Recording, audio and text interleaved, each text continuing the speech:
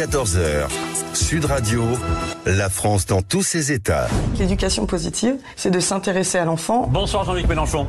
Tu fermes ta petite bouche. On a une super relation, c'est génial. On verra. Je suis toujours trahi. On verra. J'ai de la peine. Je suis prêt à me foutre de votre gueule pendant des heures. D'accord. Bienvenue dans la tête d'un gentil. Ce syndicalisme. Je comprends pas. Hier soir, j'ai mangé mes spaghettis tranquillement jusqu'au bout. Non, mais je m'en tape de ça. Vous voyez qu'il y a plus désagréable que moi. C'est moi que vous parlez là? Bah oui, à qui d'autre te parle? Le plat préféré des Français, c'est le couscous. Et vous applaudissez ça? Vive la République! La République, c'est moi! Tous les hommes sont des menteurs et toutes les femmes sont des tordus. Je les invite à s'inspirer de l'exemple de mon existence pour être un peu moins con. Faire payer les plus riches, on disait les riches, on va dire les plus riches, sans les faire fuir, c'est le récit. Alors, est-ce que c'est une nouvelle névrose? Est-ce que c'est une nouvelle schizophrénie française? L'attaque Zuckman est-elle le nouveau bonbon que l'on donne au peuple pour lui dire, tu vas voir, on va faire payer les riches? On sait que l'équité fiscale est une nécessité républicaine, mais pas au détriment de l'emploi en France. On va en discuter avec l'économiste Jean-Philippe Delsol. C'est un sujet qui ravive les consciences et qui suscite des émois. Et il y a pourtant une conclusion très simple. Est-ce qu'on peut ou on peut pas? Nous rendrons hommage à Marguerite, cette héroïne du RERC, qui le 16 octobre s'est interposée pour protéger une jeune brésilienne qui allait être violée. Elle a fait fuir l'agresseur en continuant à le filmer. La détermination, voilà. Marguerite n'a pas donné que son cœur, elle a donné son courage pour empêcher cette tragédie. Nous verrons comment le député Arnaud a commis une certaine maladresse avec la famille, le père d'une victime du Bataclan. Figurez-vous qu'il faut faire attention. On se plaignait d'Amazon, on a eu Shein, et maintenant on a eu Joybuy, nouvelle application commerciale qui nous vient de Chine pour nous proposer sur la même page une voiture, un paquet de cacahuètes, un tire-bouchon, un Walkman, enfin, à des prix défiant toute concurrence. Amazon a peur. On a peur du côté de l'Amazon, voilà. Et puis on va voir une définition de ces affabulateurs. On suppose qu'ils n'en croyaient pas un mot eux-mêmes. Enfin, ils ont voulu nous faire croire que Madame Brigitte Macron était un homme ou un transgenre. Le procès a eu lieu. Voilà. Est-ce que Zoé Sagan se prend pour Françoise Sagan? On décryptera ça également. Et puis, en deuxième heure, nous allons parler du grand méchant loup. Alors, qui est le grand méchant loup? Eh bien, pour Éric Nolot, c'est Jean-Luc Mélenchon. Très bel ouvrage, sorti chez Fayard. Alors, c'est un costard taillé sur mesure, c'est de la haute couture. Je ne savais pas que Nolot avait ses talents de couturier, qui habille le patron, le chef de la France insoumise pour l'hiver. Voilà quel est le menu de cette France dans tous ses états du 29 octobre 2025. Sud Radio, la France dans tous ses états, l'humeur de Perico. Alors, on a des fachos, alors fachos de gauche, fachos de droite, on les a classés d'ultra-gauche, ces fachos qui arrêtent le train, qui ont saboté des voies ferrées, qui ont mis le feu à un transformateur électrique, incendie sur la ligne TGV Paris-Marseille qui a provoqué une panne de circulation des trains entre Avignon et Marseille, 8 heures, et des gens sont restés bloqués comme ça dans leur train pendant 8 heures parce que des crétins, mais j'appelle ça des fachos parce que je fais allusion justement à ces pratiques. Quand on a un acte des anarchistes, des nihilistes, souvent ce sont des cibles qui représentent l'État, qui représentent l'autorité, qui représentent l'armée, la police, la banque. Bon, tout ça est condamnable. Mais là, la cible, c'est le service public. Ce sont les moyens par lesquels les gens se déplacent, les gens voyagent. Et je rappelle que des méthodes fascistes, des méthodes fachos, beaucoup plus que de gauchos. Je rappelle des attentats dans le passé, le 4 août 1974, le train Italicus Express en Italie, 12 morts. revendiqué par l'extrême droite italienne, par les fachos. La gare de Bologne, l'attentat de la gare de Bologne le 2 août 1980, 85 morts. Et puis sur une autre forme de terrorisme fasciste, ceux des islamistes qui ont mis des bombes dans les gares de Madrid le 11 mars 2004 avec 191 morts. Voilà ce que c'est que le vrai fascisme, pas celui qu'on dénonce à tout bout de champ dans le débat électoral. Le fascisme, c'est ça. Et on s'en prend au service public. Ma question est la suivante. Si demain, alors il n'y a pas eu de mort dans l'incendie du transformateur de la SNCF, mais si demain le peuple français envoie une majorité à l'Assemblée nationale ou élit un chef d'État qui n'est pas conforme aux opinions politiques de certains, ça sera quoi la consigne pour ces gens-là, ces gens de l'ultra-gauche? Parce que vous avez vu, comme on a de l'extrême droite et de l'extrême gauche à tout bout de champ dans le paysage politique français, on est obligé de trouver un nouveau terme. C'est ultra-gauche. Alors, est-ce que ces gens de l'ultra-gauche, quand il y aura un changement démocratique dans ce pays, s'en prendront au service public, s'en prendront aux fonctionnaires et aux institutions de la République qui, à leurs yeux, représenteront un régime indigne dont il faut se débarrasser? Voilà la question que je me pose. On commence par brûler des transformateurs, ça finit où et pour quelles raisons? Eh bien oui, effectivement, je pense qu'on se pose la question et qu'on peut avoir peur demain, s'il y a une évolution politique de ce pays, de ces gens irresponsables, ces fachos qui haïssent la démocratie, qui haïssent le peuple et qui sont prêts à commettre les pires forfaitures pour assouvir leurs fantasmes les plus ignobles. On est ensemble jusqu'à 14h. Réagissez au 0826 300 300. À tout de suite. Le fait du jour. Une folie fiscale, ce sont les mots de l'ancien ministre de l'Intérieur Bruno Retailleau, alors que l'Assemblée nationale poursuit ce mercredi l'examen du budget pour 2026. Un examen particulièrement lent puisqu'il reste encore 200 amendements à étudier avant que les députés abordent l'article 3, ce fameux article qui met en place une taxe sur le patrimoine financier des holdings patrimoniales. Le gouvernement s'y oppose, mais l'économiste Gabriel Zucman défend ardemment son projet en rappelant par exemple ce matin sur BFM TV, je cite, qu'au cours des 30 dernières années, la fortune des 500 plus hauts patrimoines français a augmenté de 10% par an en moyenne, et de conclure, il n'y a pas de droit quand on est milliardaire à payer zéro. Pas sûr que ça mette tout le monde d'accord, on en parle aujourd'hui avec l'avocat honoraire et président de l'Institut de recherche économique et fiscale, Jean-Philippe Delsol. Bonjour Jean-Philippe Delsol. Bonjour à vous, merci. La question se pose depuis longtemps en France. Est-ce que les plus riches doivent payer un peu plus, contribuer un peu plus aux finances de la République? Là, c'est la taxe Zucman qui est au devant de la scène, portée par le Parti Socialiste, parce qu'on se rend compte finalement que M. Zucman est l'économiste en chef du Parti Socialiste. La question qu'on vous pose, sur le principe, est-ce que à un moment donné, il y a un seuil de richesse qui justifierait que la contribution soit augmentée? Ça a été l'impôt sur la fortune, ça a été une taxe de 2% sur les revenus les plus importants. Est-ce que sur le principe fiscal, sur le principe républicain, il est normal qu'on considère que dans une fiscalité, j'allais dire normalisée, tout le monde paye en fonction de ses revenus, eh bien on peut considérer que certains revenus, au-delà d'un certain seuil, alors un seuil énorme, eh bien il faut rajouter quelques deniers au bassinet de la nation. Est-ce que c'est un principe philosophique admissible dans une fiscalité républicaine? Alors, c'est un principe qui est défendable en soi, ça s'appelle la progressivité de l'impôt, mais ceci dit, elle est déjà appliquée de manière extrêmement forte en France. En France, par exemple, ce que l'on ne sait pas suffisamment, c'est que les revenus du patrimoine payent déjà beaucoup plus d'impôts que les revenus d'activité. Les revenus du patrimoine, en réalité, payent en France 4 fois plus d'impôts que les revenus de l'activité ou de remplacement. C'est donc en réalité les plus riches, qui sont ceux qui détiennent majoritairement du patrimoine, payent déjà beaucoup plus d'impôts. Donc l'impôt, en réalité, il est déjà réparti de manière très différente entre ceux qui ont le moins et ceux qui ont le plus. Mais en réalité, ce qui a été ouvert en France, notamment la nuit dernière, mais depuis déjà longtemps, c'est pas un concours Lépine, parce qu'un concours Lépine, ça cherche, ça récompense des innovations, des petits trucs intelligents, même si c'est souvent de manière superficielle ou annexe. Tandis que là, c'est pas un concours Lépine, c'est une chasse aux riches. En réalité, Zucman a gagné, parce que Zucman a introduit l'idée qu'il fallait que les riches payent. Alors, depuis quelques semaines, c'est absolument extraordinaire. C'est la course à celui qui va trouver le meilleur truc pour faire payer encore plus les riches. On invente toutes les solutions possibles.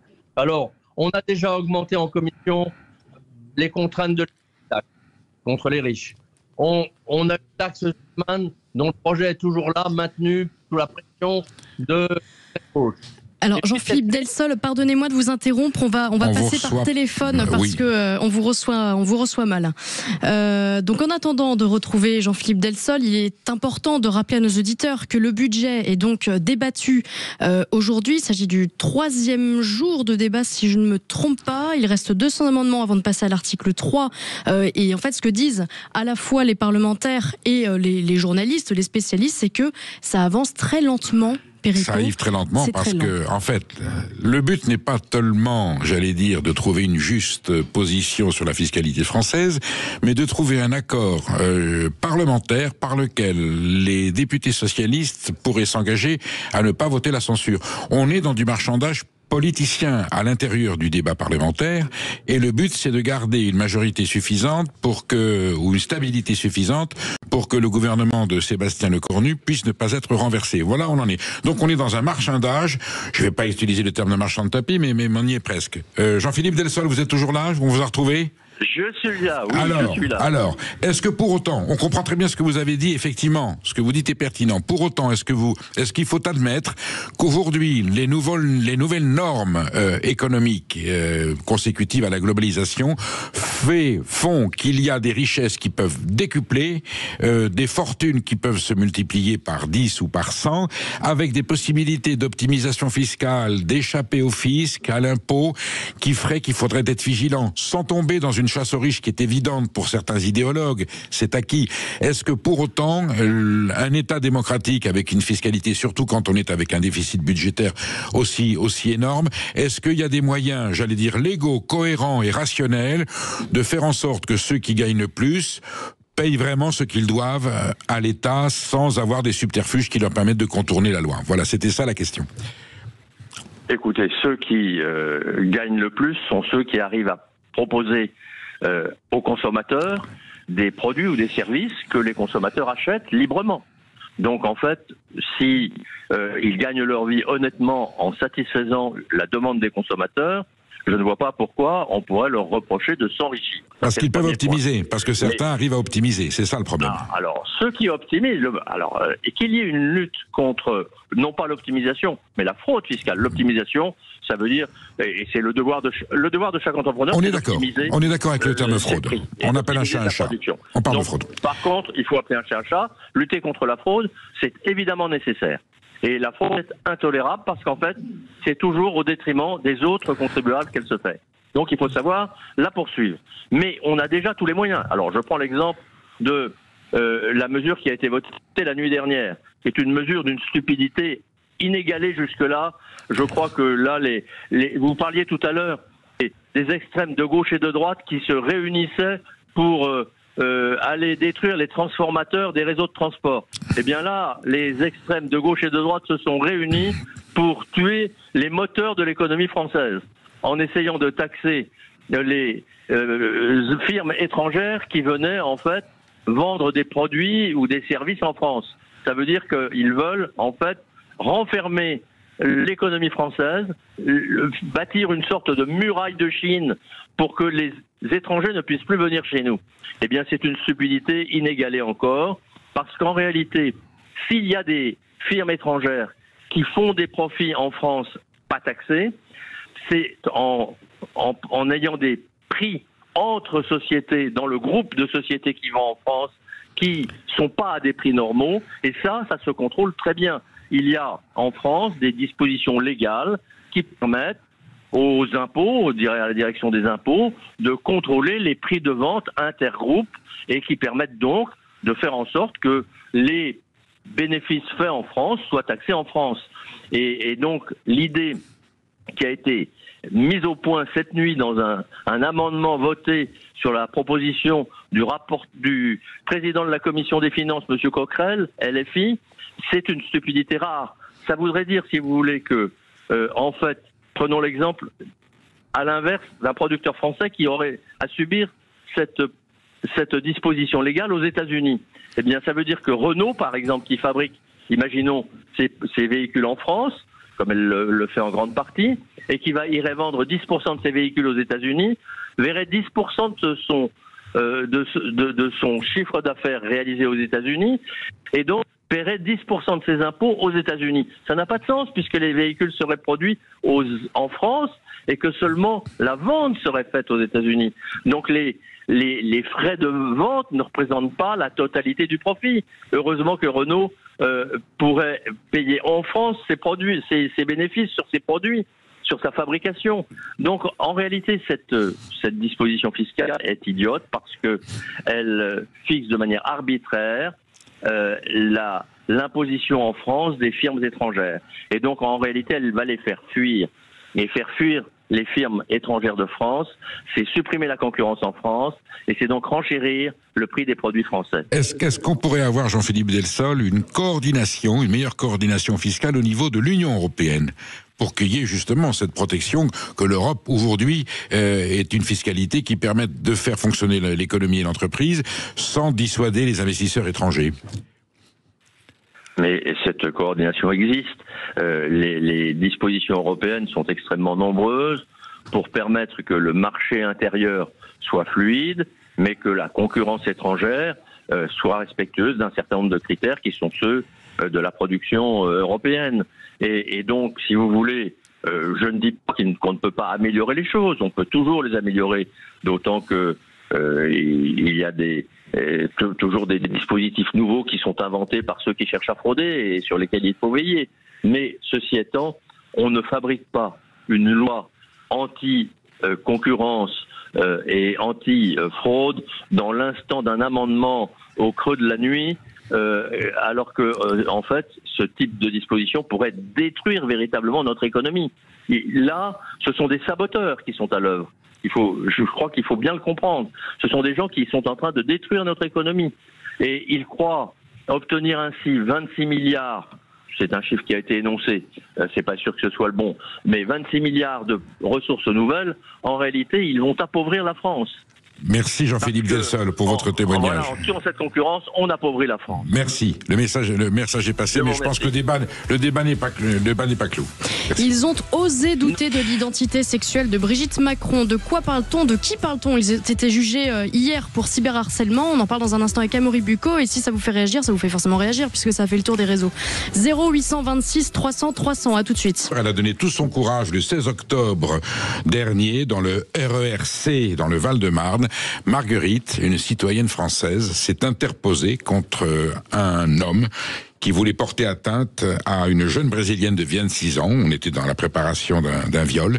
Et Marguerite, courageusement, a fait, elle a fait rempart de son corps avec son énergie. Elle a filmé le délinquant, l'agresseur, qui a pris la fuite. Elle a continué à le filmer. Pendant ce temps-là, la jeune brésilienne a pu s'enfuir. On aimerait bien alors je sais que c'est pas facile à faire, c'est très facile à dire, que l'on s'interpose plus souvent. On sait que c'est très risqué. On peut tomber sur des gens qui sont extrêmement dangereux, qui sont armés, qui n'hésite pas quelquefois même à porter atteinte à la vie, à tuer.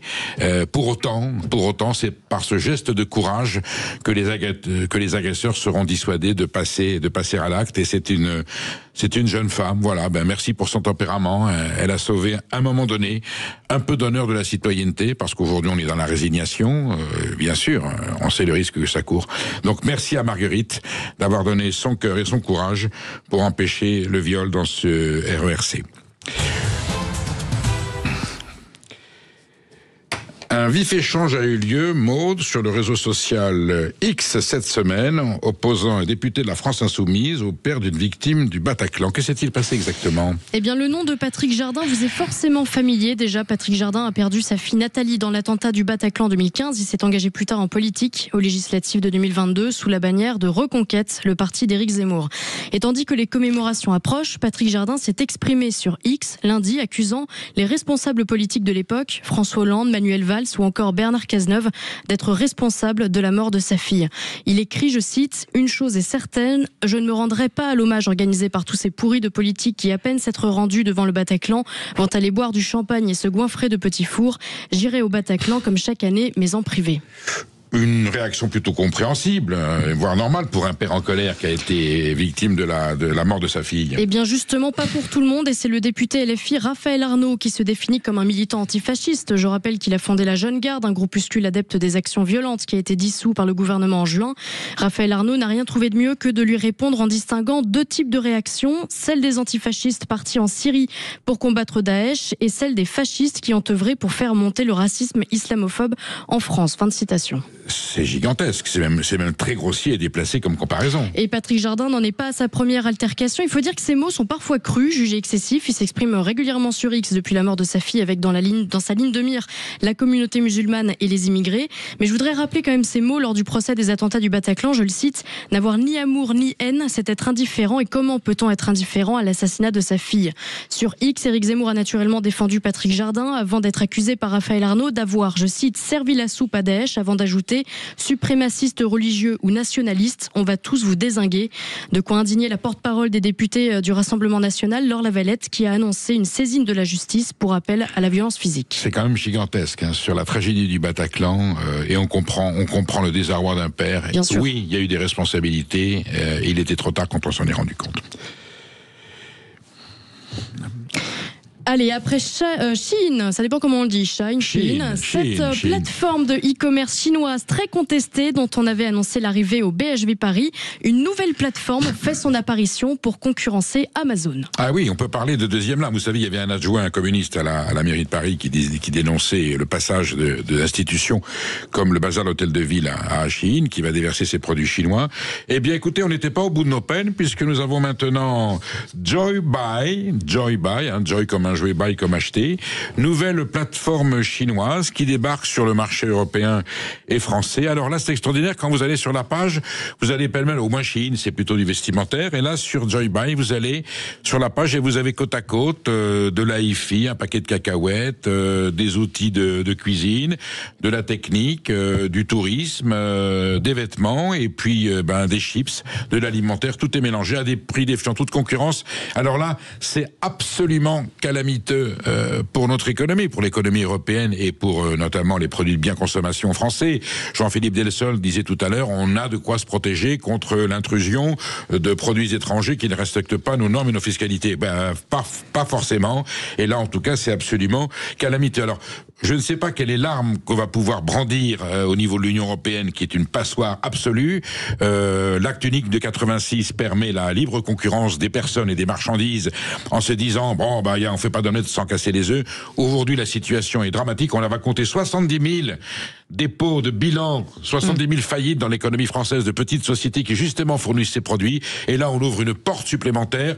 On avait fait rentrer le renard dans la bergerie, et maintenant, ou le renard dans le poulailler, maintenant on fait rentrer le loup dans la bergerie. Voilà, on est estomaqué. Espérons que, alors qu'on décide du budget de la taxe Zuxman, on fera en sorte que ces produits qui viennent inonder, qui sont souvent produits ou fabriqués dans des conditions ignobles, avec des conditions sociales insupportables, et qui viennent ici séduire, j'allais dire, un appétit de consommation qui n'est pas forcément utile, mais en tout cas qui est nocif, profondément toxique pour notre économie. Je pense que il est très temps que la classe politique et que les instances européennes s'arment des moyens nécessaires pour juguler cette invasion. Là, vraiment, on est dans un grand emplacement économique, mais les conséquences sont immédiates. C'est d'ores et déjà des centaines ou des dizaines de milliers d'emplois qui vont disparaître. Et face au e-commerce chinois ou américain, Perico Légas, est-ce qu'il ne faudrait pas justement mettre donner plus de pouvoir, peut-être plus de moyens aux plateformes françaises? Non, mais quand le traité de Rome fut signé en 1957, il y avait un élément fondamental qui s'appelle la préférence communautaire. On se servait d'abord dans le marché européen, et si on ne trouvait pas, j'allais dire, le même rapport qualité-prix à ces tarifs-là, on pouvait éventuellement aller à l'extérieur des frontières de l'Europe pour se fournir en biens de consommation. Aujourd'hui, c'est une passoire, ça va dans tous les sens. On signe des traités comme le Mercosur. On introduit en France, en Europe, des produits dont les ingrédients sont interdits, dont la méthode de fabrication est interdite en Europe et en France. On laisse cette invasion de produits qui sont non-respect de la concurrence, non-respect du libéralisme. Le libéralisme, c'est une concurrence libre et non faussée. Eh bien là, elle est violée, elle est trahie, et effectivement, aujourd'hui, il n'y a pas d'arsenal, contrairement à ce qu'on dit, peut-être sur le papier, mais enfin, en tout cas, aucun gouvernement évidemment, aucune instance européenne n'a eu le courage de mettre en place des dispositions fiscales, légales, économiques qui protègent nos entreprises européennes et françaises contre l'invasion de produits qui n'ont rien à faire sur le marché, qui font pas du bien à ceux qui les produisent et qui font beaucoup de mal à ceux qui les achètent. Et la transition est toute trouvée pour annoncer à nos auditeurs que le 7 novembre, nous serons en direct du salon du Made in France. Le salon du Made in France, voilà. Pour défendre le Made in France. Ces héros de la France, ces entrepreneurs à toute échelle, qui font dans des conditions tout à fait normales, il n'y a pas plus cocardier que de chauvinisme, qui produisent des produits français de qualité et qui satisfont parfaitement les consommateurs à des tarifs tout à fait acceptables. Vendredi 7 novembre de midi à 14h. Sud Radio, la France dans tous ses états, ne lâchons rien. En partenariat avec les chambres de commerce et d'industrie, les réussites du quotidien. On sait pas où il est. Et nous sommes avec Charlotte Godin, fondatrice de AML Factory. Bonjour Charlotte Godin. Bonjour Charlotte Godin. Alors, vous non plus, vous ne lâchez rien, si je comprends bien. Jamais. Alors, en quoi consiste l'activité de AML Factory ?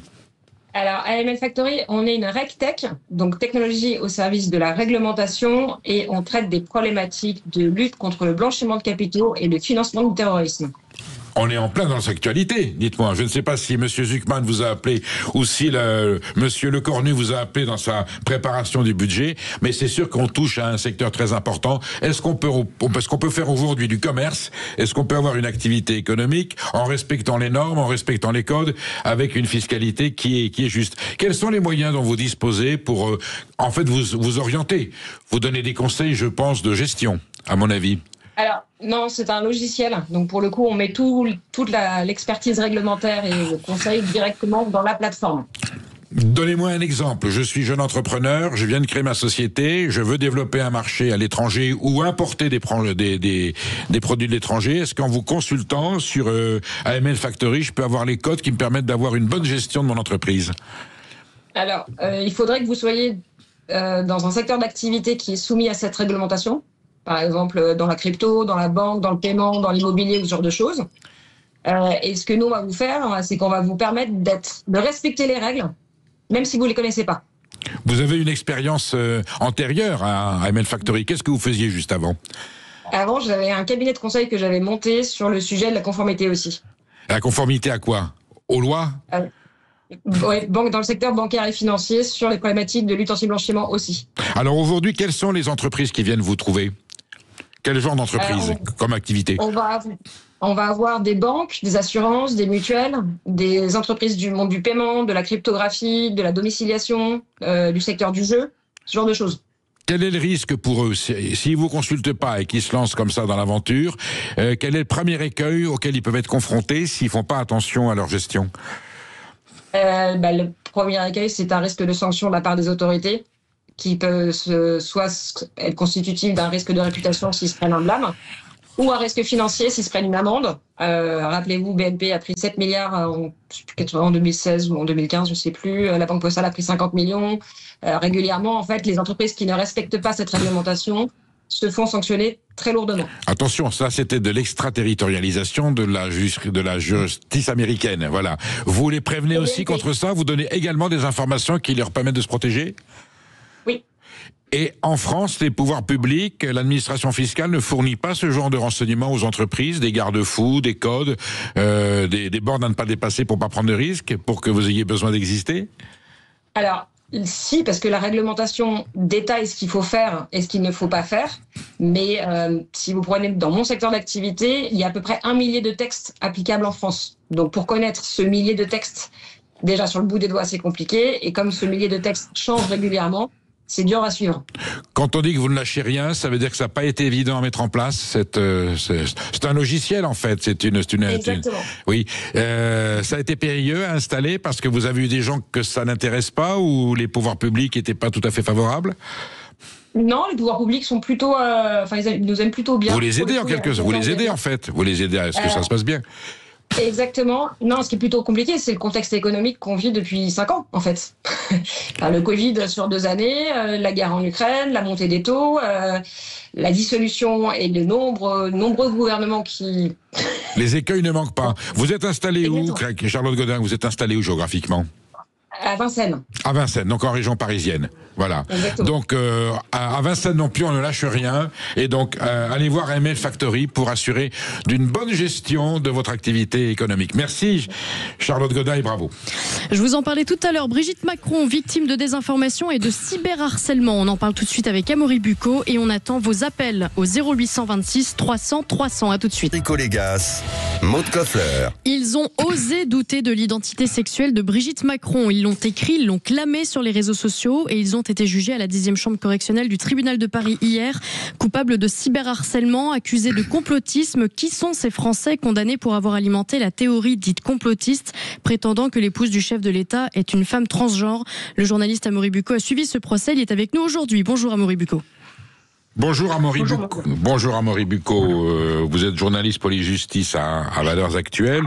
Question préalable. Est-ce que finalement il était bien qu'Emmanuel Macron et Brigitte Macron portent cette affaire devant la justice, où ils auraient pu, on leur a dit non, Neverland Spine ne descendait pas dans l'arène judiciaire. Est-ce que finalement ça a permis d'éclaircir un petit peu cette scabreuse affaire? Écoutez, là pour l'instant, on n'a pas les condamnations, on a seulement les réquisitions du parquet. Donc j'allais dire, ça va dépendre du résultat judiciaire. S'il y a des condamnations, on pourra dire qu'ils ont atteint leur but. Là, il faut bien comprendre que le procès qui s'est déroulé hier et avant-hier ne porte pas sur le fond de l'affaire, c'est-à-dire ne porte pas sur est-ce que Brigitte Macron est un transsexuel ou est-ce que c'est un pédophile. La question qui était posée, c'est la question de la meute, c'est-à-dire le cyberharcèlement. Je suis désolé, j'ai un écho dans le... Oui, on va Amaury Bucco, on a un petit problème de réception. On vous appelle par téléphone. On vous appelle voilà, restez à l'écoute. Ce qu'il faut savoir hier, Perico, c'est que la fille de Brigitte Macron a bien sûr témoigné à la barre du tribunal correctionnel de Paris. Elle a dénoncé une dégradation des conditions de santé de sa mère à cause précisément de ce cyberharcèlement. Apparemment, Brigitte Macron est vraiment sensible et a été assez impactée par ce cyberharcèlement. On parle d'une petite dizaine de personnes qui ont relayé ces intox, on peut les appeler comme ça, sur l'identité sexuelle de Brigitte Macron. Oui, justement, l'enjeu c'est de savoir, c'est la question que je posais à Amaury Bucco et il commençait à nous répondre. Voilà, est-ce qu'il fallait ou pas aller sur le terrain de la justice, Amaury Bucco? Au niveau d'information pour le grand public, ça permet quand même d'éclaircir les choses, de préciser les points les plus litigieux, les points les plus scandaleux, parce que vous savez, ça s'est installé comme une rumeur, comme une calomnie. Et puis bon, vous avez vu l'ampleur sur les réseaux sociaux, des gens qui continuent à y croire et à dire que c'est pas vrai. Est-ce que le fait de passer par un tribunal, quel que soit le résultat, mais on sait bien que le résultat sera quand même quelque chose d'assez clair, est-ce que quand même ça a permis à l'opinion publique de se faire une idée plus précise de l'ignominie du procédé? Je vais dire non. Comme c'est pas un procès en diffamation, c'est un procès en cyberharcèlement. Oui.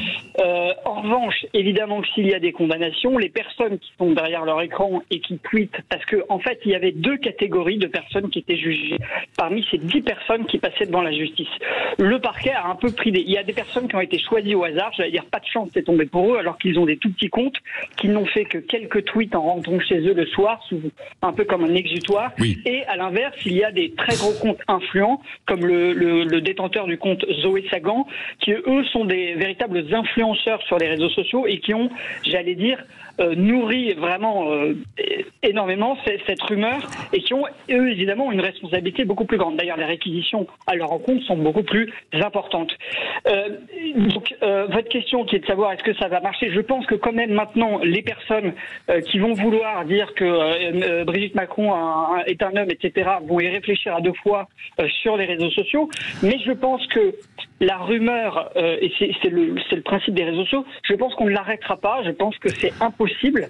Je comprends que le couple Macron ait envie de stopper ça, parce que ce qu'a expliqué Tiffaine Ozière hier à l'audience, puisque Brigitte Macron ne s'est pas déplacée, mais c'est sa fille qui a parlé en son nom, c'est que ça a des répercussions mondiales. C'est que dans tous ses déplacements, dans toutes les tenues qu'elle adopte, les poses qu'elle prend, Brigitte Macron sait qu'elle est épiée dans les moindres recoins de son existence, et même ces petits-enfants qui sont au collège entendent des bruits dans la cour de récréation, on leur explique que leur grand-mère, finalement, n'est peut-être pas une femme.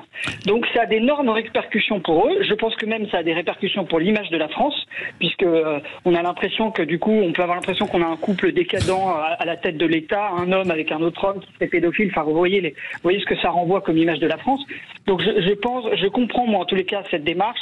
Je pense que s'il y a des condamnations, ça va freiner la rumeur, mais ça ne l'arrêtera pas. Et je pense que même si Brigitte Macron donnait des preuves irréfutables de sa qualité de femme, je pense que même ça, les gens qui veulent croire en cette théorie, c'est pour moi un peu comme une religion, continueront à y croire et diront que les preuves qu'on leur apporte sont fausses. On peut considérer que c'est un des scandales les plus abjects de la Ve République. Le précédent, vous n'étiez pas né à Bureau-Bucco, vous étiez très jeune, c'est l'affaire Markovic, à savoir qu'on soupçonnait Claude Pompidou, épouse du président de la République Georges Pompidou, de faire des parties fines avec des photomontages qui ont circulé.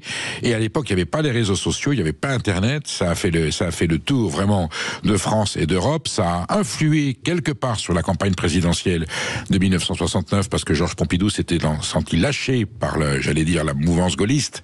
Il s'était trouvé seul et c'était une véritable calomnie. Donc voilà. Et aujourd'hui, on retrouve sur une autre échelle. C'est pas une histoire de partie fine, mais une histoire de transgenre. Sauf que c'est avec l'ampleur, technologique des moyens médiatiques actuels et de cette, cette espèce de complotisme ambiant dans les consciences. On se dit, mais si il n'y a pas de fumée sans feu, il y a forcément quelque chose. C'est totalement ignoble. Comment arrêter définitivement ce genre de rumeurs où pour vous c'est terminé, c'est irréversible, il y aura toujours quelque chose qui traînera? Je crois que c'est irréversible, mais s'il faut comprendre, c'est la ratine. C'est que, à mon sens, ça intervient après la vague Gilets jaunes. Il y a une détestation énorme d'Emmanuel Macron, du couple qu'il forme avec Brigitte Macron et qu'il a mis en avant, qui a été mis en avant dans la presse People un peu comme un argument. L'idée c'était de montrer que Emmanuel Macron était un type bien équilibré, qu'il avait une vie de famille épanouie, etc. Et donc ça s'est retourné contre Emmanuel Macron et je pense donc c'est une détestation à la fois d'Emmanuel Macron sur le plan politique, mais qui s'est transformée en attaque personnelle, et puis une défiance généralisée des élites. Et quand je dis élite, c'est au sens extrêmement large du terme. Ça vaut pour tous les journalistes, quel que soit le bord. Et c'est l'idée de se dire, les journalistes, pas la vérité, au fond, ils font partie du système. Ils protègent Brigitte Macron, ils protègent le couple Macron. Il y avait des gens, de nombreuses personnes qui étaient présentes à l'audience et qui d'ailleurs applaudissaient, etc. et qu'on sentait un peu habité par ces idées-là. Vous voyez, c'est vraiment une détestation de fond. Et je pense même que, pour faire un parallèle historique, peut-être un peu osé, mais à l'époque, Marie-Antoinette, quand elle s'était retrouvée dans les geôles puis décapitée, on l'avait accusée d'inceste envers son fils, qu'elle avait évidemment très mal pris pour une mère. Et je dirais qu'il y a un peu dans ça l'idée de se dire que voilà, les élites sont totalement décadentes, sont devenues folles, et donc il y a un peu un esprit révolutionnaire de se dire mais finalement on est des élites qu'il faut absolument dégager parce que ce sont des dégénérés, il faut à tout prix les chasser du pouvoir. La reine Marie-Antoinette en plein procès, devant l'abjection de cette accusation, on l'accusait effectivement d'avoir eu des comportements sexuels avec son fils, le dauphin, celui qui aurait dû être Louis XVII. Elle se tourne vers le public, elle se tourne vers les femmes, les révolutionnaires qui étaient là, qui étaient venus pour la condamner. J'en appelle à toutes les mères. Et ça avait eu de l'effet. L'opinion s'était retournée en disant non, ça on peut pas accuser cette femme d'avoir eu ce comportement avec son fils. Comme quoi il faut toujours faire appel quelquefois à l'opinion publique. Mais là ce que vous dites à Moribucco, c'est que la détestation suscitée par le comportement ou l'attitude du président de la République quelquefois dans certaines situations, on va pas rentrer dans un débat politique, n'empêche que vous laissez la possibilité à ce qu'il y ait eu une collusion entre cette impopularité et le fait que on nourrisse un petit peu ce scandale absolument ignoble. Donc là, la politique a déteint un petit peu sur le fait divers. Totalement. En fait, moi je pense qu'il n'y a qu'un petit noyau de personnes ultra militantes sur cette question de la transsexualité de Brigitte Macron. C'est un petit noyau. Je pense que ce n'est absolument pas le reflet de la société en général, mais qui est extrêmement actif sur les réseaux sociaux, puisque tout part des réseaux sociaux et de cette frange militante-là. Mais en revanche, ça a contaminé évidemment tout le reste de la population, puisque aujourd'hui, C'est devenu presque une blague potache de parler du sexe de Brigitte Macron. Je veux dire, dans tous les milieux, ça fait rire. Même si on n'y croit pas, ça fait rire. Il est vrai que même, vous avez raison, Amaury, là où on n'y croit pas, on fait quand même des plaisanteries grivoises, bon, comme on peut faire sur tout type de malheur qui arrive à un gouvernant. Et c'est vrai que c'est installé dans les discours humoristiques les plus courants. Exactement. Et donc, après, la question, c'est de savoir si on peut dire n'importe quoi sur la femme du président de la République.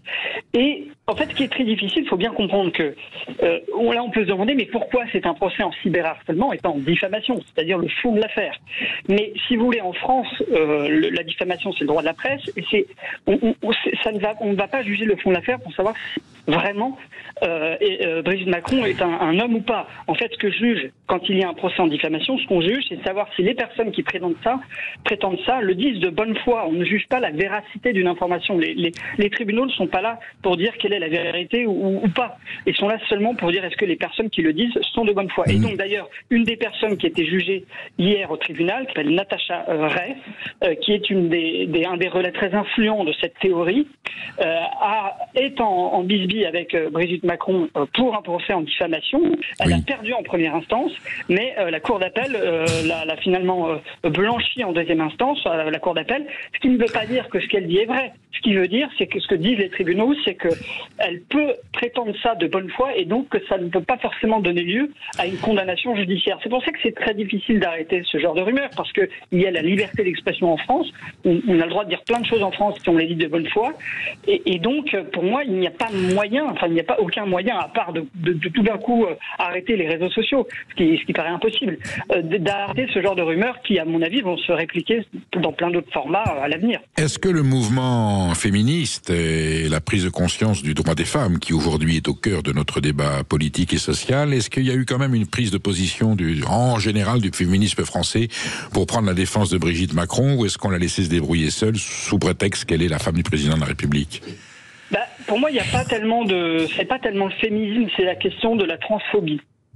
Qui pour moi est pas vraiment le même sujet, mais c'est de dire au fond ces accusations, ce sont des accusations transphobes qui aujourd'hui, j'allais dire le nouveau thème un peu qui arrive dans le débat public, puisque maintenant de plus en plus il y a des revendications de dire je peux être un homme, je peux être une femme, il faut changer le sexe sur les cartes d'identité. Donc c'est plus sur ce terrain-là que ça se joue. Et effectivement, on voit, alors je suis pas là pour dire si les personnes qui prétendent que Brigitte Macron est un homme sont transphobes ou pas, mais en revanche, on sent effectivement que le fait de dire qu'elle a changé de texte et qu'elle a rencontré Emmanuel Macron quand il était mineur, c'est une manière de dire que nos élites sont dégénérées, qu'on est dirigé par un couple de dégénérés et que c'est pas possible pour une puissance comme la France. Ça a été dit hier au tribunal. Il est vrai que la façon dont ils ont géré l'affaire Benalla n'a pas été peut-être la plus pertinente et la plus à droite, et que voilà, ça a pu ensuite constituer un dégât collatéral pour qu'il y ait cette confusion. En tout cas, il faut être bien clair là-dessus. C'est une saloperie. Il faut la dénoncer et il faut prendre la défense de Brigitte Macron, que l'on apprécie ou pas la politique de son mari.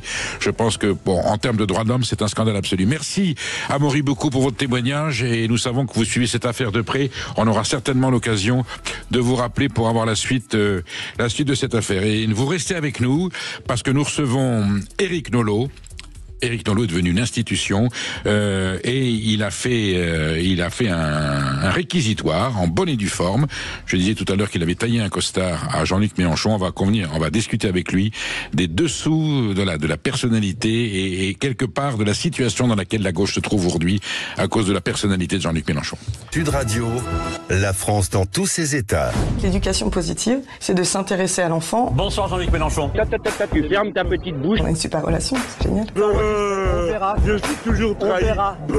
J'ai de la peine. Je suis prêt à me foutre de votre gueule pendant des heures. Bienvenue dans la tête d'un gentil. Attention, syndicalisme. Je comprends pas. Hier soir, j'ai mangé mes spaghettis tranquillement jusqu'au bout. Non, mais je m'en tape de ça. Vous voyez qu'il y a plus désagréable que moi. C'est moi que vous parlez là? Bah oui, à qui d'autre te parle? Le plat préféré des Français, c'est le couscous. Et vous applaudissez ça? Vive la République! La République, c'est moi! Tous les hommes sont des menteurs et toutes les femmes sont des tordus. Je les invite à s'inspirer de l'exemple de mon existence pour être un peu moins con. La République, c'est lui. Ah ben, quand on finit votre livre, Éric Nolot, on n'est pas sûr que ça soit une si bonne idée que ça soit lui, la République, et pourtant, il prétend l'être. C'est le titre de votre ouvrage dans la collection Pensée libre chez Fayard. Alors, on a dit c'est un réquisitoire. C'est pas qu'un réquisitoire. Je dirais plutôt que c'est un inventaire de faits précis, de propos tenus par Jean-Luc Mélenchon, et qui constitue la base. Pour moi, vous avez fait une enquête, tout simplement. Ensuite, elle est éditorialisée, bien sûr, sur ce qu'est devenu Jean-Luc Mélenchon, sur ce qu'est devenu la gauche. Alors, c'est aussi un portrait. Alors, il n'est pas au vitriol, il est au noliol, qui est une nouvelle substance, le noliol, qui, alors j'espère ne pas tomber dedans un jour. Voilà. En tout cas, c'est un travail très précis, effectivement, et qui pose énormément de questions. Ça, on sort quand même mal à l'aise. On sort mal à l'aise parce que, c'est le but. Comme vous, à un moment donné, j'ai cru peut-être en Jean-Luc Mélenchon, pas idéologiquement en disant il est une alternative à la gauche française qui est en train de mourir, il était républicain, il était laïque, il défendait des valeurs que tous les Français peuvent défendre de droite et de gauche, et tout d'un coup il y a cette évolution terrible, pour les raisons que vous expliquez, de l'électoralisme. Qu'est-ce qui peut quand même se passer dans la tête d'un homme avec des compétences intellectuelles avérées, une rigueur morale qu'on pouvait penser intègre, une idée très précise de ce qu'il voulait et des convictions fortes? Comment est-ce qu'on peut on voit bien ce qu'il a déclaré, on va revenir, les revirements qu'il a eus. Comment un tel cortex, un tel cerveau peut opérer une telle reconversion? C'est pas très compliqué en réalité. Il y a une phrase très célèbre de Jules César Jules César aurait dit « Je préfère être le premier dans mon village que le deuxième à Rome ». Et un jour, Mélenchon s'est réveillé, il a dit « Je préfère être le premier dans mon parti que dans le 30e à Solferino ». Donc il a renier tout ce en quoi il croyait, tout ce qu'il avait déclaré. C'est quand même quelqu'un qui invitait à voter pour Maastricht, par exemple, en disant ceux qui ne votent pas pour Maastricht n'ont rien compris à l'histoire. Bon. Tout à fait. Et tout d'un coup, celui qu'on qualifiait comme un laïcard, je suis bien placé pour vous en parler parce que j'étais chroniqueur à On n'est pas couché quand c'était en 2010, je crois, quand il s'est livré à une attaque en règle contre l'islam, en disant mais le voile est un scandale, il n'y aurait qu'une femme voilée en France, ce serait inadmissible, etc. Et il a entièrement tourné le dos à tout ça, il a trahi la laïcité, la République, et là il est dans une dérive idéologique électoraliste où il faut plaire à un certain électorat. Alors, pour moi, ce n'est pas la gauche, j'appelle ça la gauche avec un haut accent circonflexe. C'est l'extrême gauche qui, au fond, historiquement, a toujours été un peu en opposition avec la gauche, mais qui, là, selon une formule célèbre, est devenue une gauche inconciliable avec la mienne, en tout cas. L'un des précédents portraits de Jean-Luc Mélenchon est celui de son ami et camarade Julien Drey. Alors là, il parle à l'intérieur en tant que trotskiste, et Julien Drey conclut que le trotskisme est une forme de, j'allais dire, de comportement mental, d'attitude, et que finalement, Mélenchon est un vrai trotskiste, qui a une finalité, et que peu importe les moyens par lesquels on y arrivera, cette finalité, c'est d'arriver au pouvoir. Mais au pouvoir, pourquoi faire finalement? Si demain, Jean-Luc Mélenchon était président de la République, quel type de république, quel type de gouvernance il mettrait en place, de ce que l'on peut savoir aujourd'hui? Je répondrai en deux temps. C'est d'autant plus vrai que c'est le pouvoir, que tous les moyens sont bons, que là, à mon avis, on n'a encore rien vu. Parce que comme, a priori, c'est le dernier tour de piste en 2027, pour Jean-Luc Mélenchon, pour des raisons chronologiques, il va lâcher les chevaux. Donc là, ce qu'on a vu, qui va très très loin dans l'indignité, à mon avis, nous en serons nostalgiques dans quelques mois, parce que là, il va aller très très loin. Je ne pense pas qu'il veuille arriver au pouvoir. Je pense que Jean-Luc Mélenchon est l'héritier d'un fantasme révolutionnaire, c'est-à-dire qu'au fond, c'est une mentalité insurrectionnelle et que vraiment l'idéal pour lui, ce serait que le Rassemblement national arrive au pouvoir et que toute la journée, jour et nuit même, il puisse faire ce que Lionel Jospin, qui s'y connaissait, appelait le théâtre antifasciste, c'est-à-dire jour et nuit, le fascisme est passé, il faut lui reprendre le pouvoir, etc. Je pense que c'est ça. Parce que le pouvoir, c'est quand même beaucoup d'emmerdement, quand même. Tandis que l'insurrection, il y a quand même le charme de se croire l'héritier de Robespierre ou des Sud-Américains qui l'aiment tant, Chavez qui a ruiné son pays, qui roulait pourtant sur l'or, etc., etc. Donc le pouvoir, non, mais en tout cas, le pouvoir de nuisance, oui. Alors, ce revirement, il l'a pas forcément inventé. On se souvient du projet de Terra Nova, qu'on aurait pu qualifier de tournant hystérique du Parti Socialiste, qui propose de remplacer le prolétariat populaire, le peuple, passé électoralement à droite, puisqu'il vote pour des partis qui sont censés à droite, et on le remplace par un nouveau prolétariat des minorités communautarisées, immigrés, marginaux, LGTB, dont il faut s'attirer la sympathie en reniant certaines valeurs fondamentales de la République. C'est à ce prix que l'on peut reconstruire une nouvelle gauche avec un nouveau prolétariat. En tout cas, c'est le projet de Mélenchon, oui. Oui, en effet, la note de Terra Nova est très importante. La note de Terra Nova dit, avec un cynisme d'ailleurs assez déconcertant, dit, écoutez, le peuple vote mal, il vote à l'extrême droite, donc on va changer de peuple. Donc en effet... on se fout de savoir pourquoi, on constate qu'il vote mal. Voilà. Ça vote mal. Donc le prolo exit, l'ouvrier exit, on prend les minorités sexuelles, les minorités progressistes, les féministes, etc., on fait un nouveau peuple. Donc il part de là, Mélenchon. Mais comme d'habitude, il a poussé ça très très loin dans le sens de la radicalité, parce que maintenant c'est plus ça. C'est qu'il faut remplacer le français de souche par le français créolisé. Mais c'est dit dans ces termes-là. C'est-à-dire que le grand remplacement, qui est une expression interdite si c'est quelqu'un de droite qui l'utilise, lui il l'utilise très tranquillement en disant le problème de la France d'aujourd'hui, c'est le français de souche. Et les traditions françaises ont quelque chose d'un peu rance, d'un peu fétide. Il faut en finir avec ce pays. L'homme nouveau doit émerger, ce qui est d'ailleurs l'objectif de toutes les dictatures, du stalinisme au maoïsme en passant par le nazisme. Il faut un homme nouveau, et ce sera l'homme créolisé. On va entendre Jean-Luc Mélenchon pendant l'hommage rendu aux obsèques de Charb. Charb, tu as été assassiné, comme tu le pressentais, par nos plus anciens, nos plus cruels, nos plus constants, nos plus bornés ennemis. Les fanatiques religieux, crétins sanglants, qui vocifèrent de tout temps, à bas l'intelligence, vive la mort. Charlie vivra. Le délit de blasphème sera abrogé dans la France concordataire. La laïcité brocardée et les laïcards moqués ont la preuve par Charb de leur sens complet. La troupe des têtes dures qui pleurent aujourd'hui son héros a le cœur gonflé d'orgueil grâce à lui, en pensant à lui. Talleyrand disait la trahison n'est jamais qu'une histoire de date. Là, quand on entend ces mots très forts, prononcés avec, j'allais dire, une ferveur, une sincérité, on le sent qu'il est éprouvé. Et par rapport à ce qu'on entend aujourd'hui, on est au-delà du revirement, on est dans le reniement. Moi, ça me fait très mal d'entendre ça, parce que, bon, je ne veux pas juger de la sincérité, admettons qu'il ait été sincère à l'époque, faisons-lui ce crédit. Il se trouve que quelques temps plus tard, il a défilé avec les gens qui ont assassiné, ou en tout cas qui soutenaient intellectuellement les assassins de Charlie. La marche contre l'islamophobie, M. Mélenchon et ses amis ont défilé avec des imams intégristes qui ont pendant des années entretenu la haine qui a abouti au massacre de Charlie. Moi, c'est pas très original, c'est une blessure que partagent des millions de Français, mais ce qui s'est passé à Charlie, d'abord j'avais des amis dans la place, et puis je suis toujours très attaché à ce journal, et d'entendre que cet homme est capable de pleurer sur la mort de Charb et ensuite de s'allier avec ceux qui ont armé intellectuellement ces assassins, moi ça me donne envie de vomir, je vous le dis franchement. Vous vous souvenez, Éric Nolot, qu'à l'époque, certains éditorialistes avaient dit bien sûr c'est épouvantable le massacre de Charlie Hebdo, mais pour autant ils l'ont un peu cherché, ils ont mis le pied sur des endroits, le terrain miné de l'islamisme, des caricatures. Comment il y a pu y avoir dans le débat démocratique français des gens qui considéraient que quelque part, eh bien les journalistes que Charb et ses amis avaient pris un risque en faisant tout simplement leur devoir de journalistes et de caricaturistes? Pour ma part, quand je parle de Charlie, il n'y a pas de mais. Il n'y a pas de mais, on est d'accord, c'est non négociable. Alors quand il y a des mais, pourquoi? Parce que on considère que par définition, il y a des bonnes victimes et des mauvaises victimes, il y a des bons bourreaux et des mauvais bourreaux.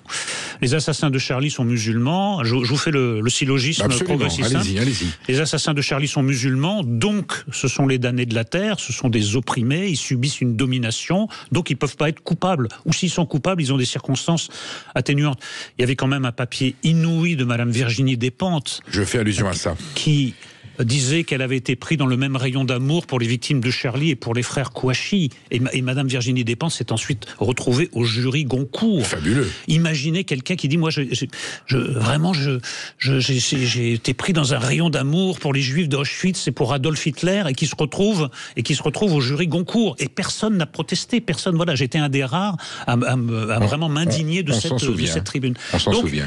Il y a cette vieille grille de lecture des damnés de la terre, des opprimés et des oppresseurs, et même quand l'opprimé s'arme d'une Kalachnikov pour descendre à bout portant des hommes sans défense, il reste un opprimé et les autres restent des oppresseurs. On en est là, dans une certaine gauche française. Vous voulez dire qu'il y a de la circonstance atténuante pour des gens qui commettent des crimes abominables parce qu'il y aurait politiquement une légitimation à leur détresse, à leur colère, à leur haine? Écoutez, je le dis d'autant plus qu'on vient d'en avoir, si j'ose dire, il n'y a pas si longtemps, une nouvelle illustration avec ce qui s'est passé dans le sud d'Israël.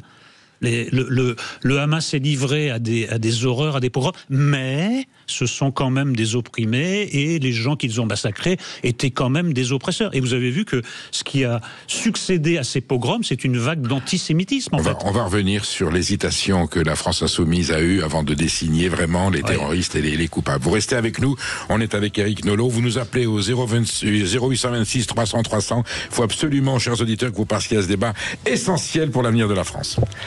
Face à face. Nous sommes avec Éric Nolot, auteur de La République, c'est lui, un décryptage sans concession des évolutions, on va les appeler comme ça, de Jean-Luc Mélenchon, édité chez Fayard.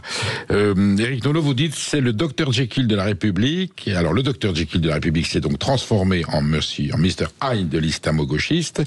D'où la nécessité de faire oublier tout ce qui a précédé par l'affichage toujours plus ostentatoire de convictions toujours plus radicales, de la même manière que nul ne se montre plus soucieuse de la vertu qu'une ancienne putain passée au bord du bordel au couvent. Dites-moi, vous y allez pas dans la dentelle avec... Ça me semble factuel. Vous avez sans doute remarqué qu'il y a des femmes qui ont mené une vie un peu dissolue et qui, sur le tard, deviennent des gardiennes vraiment très sourcilleuses de la vertu, etc. Et là, en effet, Monsieur Mélenchon a été un social-démocrate bon teint, qui était maastrichtien, qui était bien dans la ligne, qui, comme les autres, fait des génuflexions devant François Mitterrand. Donc là, comme il doit changer de personnalité, il faut vraiment mettre le paquet. C'est-à-dire que jour après jour, il trouve une outrance. Là, de ce point de vue-là, il est assez bon quand même. C'est un très bon animal politique. Lequel était le vrai? Ou il était vrai à chaque fois? Alors il y a un côté caméléon. Ça, c'est la vraie question. Je pense que ni l'un ni l'autre. Je pense qu'il a... Le Mélenchon numéro 1, le Dr Jekyll lui a permis une première carrière et le Mr Hyde lui permet une deuxième carrière. Je pense que c'est un carriériste. Voilà. Une notabilité. Après, oui. D'un point de vue psychologique et même psychiatrique, est-ce qu'à force de répéter des choses, on finit pas par y croire ? En plus, il y a la question de l'entourage aussi qui joue. Est-ce que vraiment maintenant il finit pas par un peu croire ce qu'il raconte? En tout cas, c'était à l'origine non. Vous changez pas d'avis sur des choses aussi essentielles en 24 heures, et c'est pourtant ce qui s'est passé. Vous faites le décompte de ces mandats, le calcul de ces mandats politiques et électoraux. C'est un homme du système. Bon, il a l'antériorité. Il tente la conquête du poste de premier secrétaire du Parti socialiste. Il est battu à plat de couture par François Hollande. Il conteste d'ailleurs les chiffres. Il était convenu qu'on arrangerait un petit peu les chiffres. Donc c'est un homme d'appareil, ça c'est indéniable. Et aujourd'hui, à la France Insoumise, vous pointez bien le processus interne à ce parti, personne n'est désigné de façon démocratique. C'est désigné au doigt sur un système extrêmement, alors on peut dire stalinien. Là, je vois pas d'autres termes. Parce que vous avez cité deux fonctionnements qui sont intéressants, en effet, mais avec une grande tranquillité d'esprit. C'est le centralisme très peu démocratique, vous êtes d'accord? Je reviens au tout début là, de votre question. En effet, à un moment, Mélenchon reproche, mais officiellement, à François Hollande de ne pas avoir trafiqué, améliorer le score. Voilà, de pas avoir trafiqué les comptes comme il s'était entendu pour le faire. C'est-à-dire, il lui a accordé un tel pourcentage, il en voulait plus. Donc, on s'aperçoit qu'au PS, tout était bidonné. Alors là, il a résolu le problème, puisqu'il n'y a pas d'adhérents. La France Insoumise, il n'y a pas de vote. Donc en fait, tout se passe dans la cuisine de M. Mélenchon avec Sophia Chikirou, sa compagne, Bompard et peut-être un autre. Donc en fait, il décide de tout sans en référer à personne. Donc ça, c'est une vision de la démocratie un peu particulière, un peu restrictive à mon goût. C'est souvent elle d'ailleurs qui répond à François Ruffin. C'est quand il dit la France Insoumise, c'est le prolétariat, c'est la gauche, c'est la République, c'est la laïcité. Hop, elle ne dit pas du tout déviance. Bien sûr. Et alors malheur aux frondeurs, aux contestataires, même s'ils le font, que ce soit Alexis Corbière ou Garrido, qui étaient quand même des fans absolus, ils ont osé émettre une petite réticence, un doute, est-ce qu'on est sur la bonne voie, dégagé immédiatement. Écoutez, moi ça me fait un peu rire parce que j'ai subi Madame Garrido, qui était chroniqueuse dans une émission que j'animais. Un très bel épisode historique chez Hanouna. Et en effet, monsieur... On sent que vous avez été quand même éprouvé ce jour-là. Hein. Enfin, c'était un peu pénible, mais c'est surtout le karma, moi, qui me fait un peu rire, parce que vous avez monsieur Corbière et Madame Garrido qui se prosternent, qui baisent les babouches de monsieur Mélenchon, qui donne tous les signes de soumission et qui se font épurer, puisque c'est ça, c'est l'épuration. Il est trotskiste, mais il est aussi stalinien, monsieur Mélenchon, et ça me fait rire que les courtisans d'hier se retrouvent le nez dans le caniveau. Si vous voulez, j'ai mauvais esprit, voilà. Écoutez, il vérifie ce qu'on est tout simplement. Maud. Éric Nolot, ça tape fort sur la France Insoumise et sur Jean-Luc Mélenchon en particulier depuis quelques mois, entre la meute de Charlotte Belaïch et Olivier Péroux, cette enquête qui a révélé, ou du moins confirmé, les méthodes totalitaires dont vous venez de parler, avec lesquelles Mélenchon gouverne son font partie les complices du mal de Maître Youssef Souleymane sur le rapport entre la France insoumise et l'islam radical. Mélenchon, le bruit et la fureur de Rodolphe Carte et votre livre La République, c'est lui, paru aux éditions Fayard, qui agite le pavillon du chaos, voulu selon vous par Jean-Luc Mélenchon. Et ça m'amène à vous poser cette question. Jean-Luc Mélenchon est-il un danger pour la République ? C'est pas seulement... Alors d'abord, je reviens sur la meute que vous avez mentionnée. C'est très drôle, parce que moi, quand je me battais sur les plateaux ou via d'autres textes contre la France insoumise, j'étais vraiment un vilain fasciste. Mais là, comme ce sont des journalistes plutôt classés à gauche, alors là, tout d'un coup, ça nous a ouvert les yeux, et en effet, la meute et ces gens-là sont vraiment impossibles et tout. Donc en fait, c'est pas le message qui compte, c'est le messager. Est-ce que le messager est autorisé ou pas ? Moi, je n'étais pas autorisé. La meute, tant mieux pour eux, sont autorisés. Ensuite, c'est pas seulement la France insoumise n'est pas seulement un danger pour la République. La France insoumise a un triple but, c'est abattre la République, abattre la France, abattre notre civilisation. Abattre la République, carrément. Oui, évidemment. La 5e ou abattre la République ? La République, en général. Ils ne sont pas du tout... toutes leurs références, c'est des régimes totalitaires. Ils sont amoureux de toutes les dictatures du monde, pourvu qu'elles soient de gauche, évidemment. Abattre la France, parce que M. Mélenchon nous a expliqué, la France d'avant, c'est fini, c'est la France. Maintenant, le français doit disparaître, vive l'homme créolisé. Le français n'existe plus. Il faut parler de langue commune, s'il vous plaît, etc. Et un des journaliste qui relaie souvent la pensée de la France insoumise, M. Apathy, a dit que s'il était au gouvernement, sa première mesure serait de raser le château de Versailles. Donc, écoutez, c'est pas plus clair. Bon, et la civilisation, écoutez, oui, puisque la civilisation occidentale est honnie, c'est celle du patriarcat, c'est celle du colonialisme. Tout doit disparaître, comme on dit dans certaines campagnes publicitaires, et ce qui doit le remplacer, c'est un État totalitaire avec une mentalité totalitaire. Pour moi, la France insoumise, ce ne sont pas des adversaires, ce sont des ennemis qui veulent détruire tout ce à quoi je suis attaché et à quoi des millions de Français sont attachés. À ce propos, vous écrivez... Tendance lourde, très lourde, de ce côté de l'échiquier politique où les pilleurs de magasins Nike sont requalifiés en militants de la cause des banlieues, où un voleur de voiture qui refuse d'obtempérer à un contrôle de police accède au statut de petit ange parti trop tôt, où les éventreurs du Hamas sont présentés comme les héritiers du Jean Moulin, où le député La France Insoumise Louis Boyard vote les lois à l'Assemblée nationale sans perdre l'occasion de rappeler fièrement son passé de dealer. La description est sans appel, là. Mais c'est factuel à nouveau. Après, ce qui est tout à fait frappant, c'est la manipulation du langage. C'est-à-dire, vous savez, Magritte disait « ceci n'est pas une pipe ». Et en fait, les insoumis vous expliquent que ce que vous voyez, vous ne le voyez pas. J'ai entendu une interview de M. Coquerel à propos de la victoire de Javier Milei en Argentine. Non. Et on lui dit, mais le taux de pauvreté a baissé. Non. M. Milei a remporté les élections. Non. Vos députés ont essayé de rencontrer Nicolas Sarkozy en prison. Non. Etc., etc.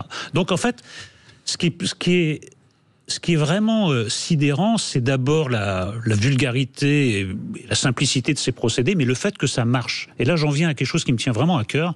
Je crois que le succès relatif de la France insoumise s'explique par un fait principal, c'est l'effondrement du niveau scolaire et intellectuel. Je crois que ça prospère sur cet effondrement intellectuel. Parce que pour avaler des couleuvres de la taille de celle que propose la France insoumise, il faut quand même pas être très très équipé intellectuellement. C'est vrai pour tous les extrêmes, pour tous les votes extrêmes, c'est la facilité. Exact. Donc quoi, l'école ne remplit plus sa fonction de culturer les esprits, d'éveiller l'éveil, le bon sens, le discernement, et donc on va aux discours les plus faciles, les plus séduisants. L'éducation nationale, apparemment, pense qu'il est moins urgent de transmettre les savoirs fondamentaux que d'initier les têtes blondes au monde merveilleux des drag queens. Moi, je pense qu'on ira jamais très très loin de... Ça donnera des générations TikTok. Voilà, pour moi, l'école, ce n'est pas ça. D'ailleurs, c'est pire, parce que ce que je dis est faux, c'est juste l'éducation nationale. Bien sûr. Vous inquiétez pas qu'une partie des élites met ses bambins dans l'école privée, à l'école alsacienne ou ailleurs, et eux, ils sont protégés du massacre. Et ce sont souvent des élites de gauche. Cette hypocrisie est vraiment révoltante. Faites ce que je fais, ne faites surtout pas ce que... Monsieur Papendiaï a vanté récemment, a fait l'éloge de la mixité sociale dans l'école publique en ayant mis tous ses enfants à l'école alsacienne. Si vous mettez ça dans un roman, on va vous dire, non mais écoutez, un peu de subtilité, vous êtes dans la caricature. Non, la caricature, c'est la réalité. Et pourtant, eux ont été formés à l'école de la République, comme les frères Kouachi, comme Mohamed Merah. C'est ça le paradoxe. Bien sûr. On va revenir, Eric Nolot, sur la façon dont la France insoumise et Jean-Luc Mélenchon, de façon dialectique, ont traité la tragédie, la tragédie de Gaza.